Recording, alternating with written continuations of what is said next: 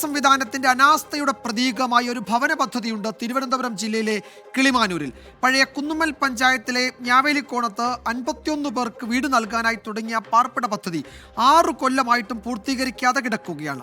3 flat സമുച്ചയങ്ങളിൽ ഒന്ന് ഓണത്തിന് മുൻപ് പൂർത്തിയാകുമെന്ന് പ്രഖ്യാപിച്ചിരുന്നുവെങ്കിലും അതും നടപ്പായില്ല. 2017-2018 സാമ്പത്തിക വർഷമാണ് കിളിമാനൂർ ബ്ലോക്ക് പഞ്ചായത്ത് പട്ടികജാതി വിഭാഗത്തിൽപ്പെട്ട 51 കുടുംബങ്ങൾക്ക് കിടപ്പാടമൊരുക്കാൻ ഫ്ളാറ്റ് പദ്ധതി ആരംഭിച്ചത്. അന്നത്തെ പട്ടികവർഗ ക്ഷേമ മന്ത്രി AK ബാലനാണ് പദ്ധതിക്ക് തറക്കല്ലിട്ടത്.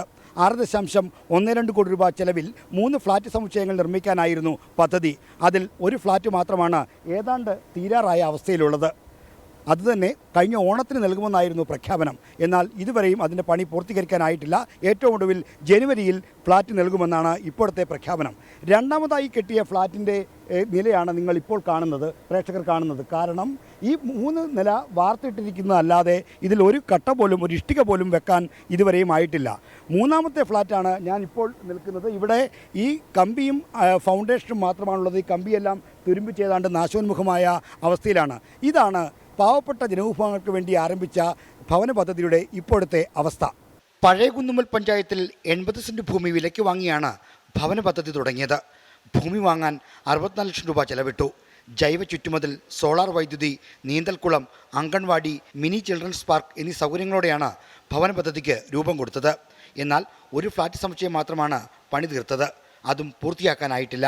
ഈ 51 കുടുംബങ്ങളും ഇതിനകത്ത് അന്തിയുറങ്ങുന്നതിന് വേണ്ടി ഇന്നും പുറമ്പോക്കിലും ചെറ്റക്കുടികളിലും കഴിഞ്ഞു വരികയാണ്. അവരെ പ്രായമായ പെൺമക്കളുമായിട്ട് കിളിമാനൂർ ബ്ലോക്ക് പഞ്ചായത്ത് ഭരണസമിതിയുടെ പിടിപ്പുകേട് കൊണ്ട് തന്നെയാണ് ഇത് ഇത്തരം ഇഴഞ്ഞു നീങ്ങുന്നതും ഈ 51 കുടുംബങ്ങളും അനാഥമായി നിൽക്കുന്നതും എന്നുള്ളത് സത്യാവസ്ഥ ജനങ്ങൾ മനസ്സിലാക്കണം. പദ്ധതി ആരംഭിച്ച കാലത്തെ ബ്ലോക്ക് ഭരണസമിതി ആവശ്യമായ പണം കണ്ടെത്താതെ പദ്ധതി തുടങ്ങിയതാണ് പണി നിലയ്ക്കാൻ കാരണമെന്നാണ് ആക്ഷേപം. പുതിയ ഭരണസമിതി പട്ടികജാതി വകുപ്പിൽ നിന്ന് പണം ലഭ്യമാക്കാനുള്ള ശ്രമത്തിലാണ്. ഒരു മാതൃകാപരമായ പദ്ധതി എന്ന നിലയിലാണ് ഈ സ്ഥലം ഏറ്റെടുത്ത് ഫ്ലാറ്റ് നിർമ്മാണം ആരംഭിച്ചത്. എന്നാൽ ചില സാങ്കേതികത്വത്തിൽ കുടുങ്ങി ഇത് നീണ്ടുപോവുകയാണ് ഉണ്ടായത്.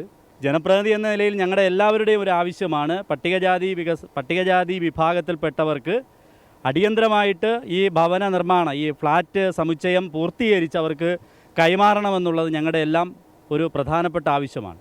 6.12 കോടി രൂപ ചെലവ് കണക്കാക്കി തുടങ്ങിയ പദ്ധതി പൂർത്തിയാക്കാൻ ഇപ്പോഴത്തെ എസ്റ്റിമേറ്റ് പുതുക്കേണ്ടി വരും. സമൂഹത്തിലെ ദുർബല ജനവിഭാഗങ്ങൾക്ക് വേണ്ടിയുള്ള ഭവന പദ്ധതിയാണ് വർഷങ്ങളായി ഇങ്ങനെ അനാഥമായി കിടക്കുന്നത്. ഇത് ഒരർത്ഥത്തിൽ ആ വിഭാഗങ്ങളോട് ചെയ്യുന്ന കടുത്ത അനീതി തന്നെയാണ്. കെടുകാര്യസ്ഥ പര്യായമായി ഈ ഭവന പദ്ധതി ഇങ്ങനെ കിടക്കാൻ ഇനിയും അനുവദിച്ചുകൂടാ. കിളിമാനൂരിൽ നിന്ന് മണിക്കുട്ടനും രഞ്ജിത്ത് ഫ്രാൻസിസിനൊപ്പം R. ശ്രീജിത്ത്, 24.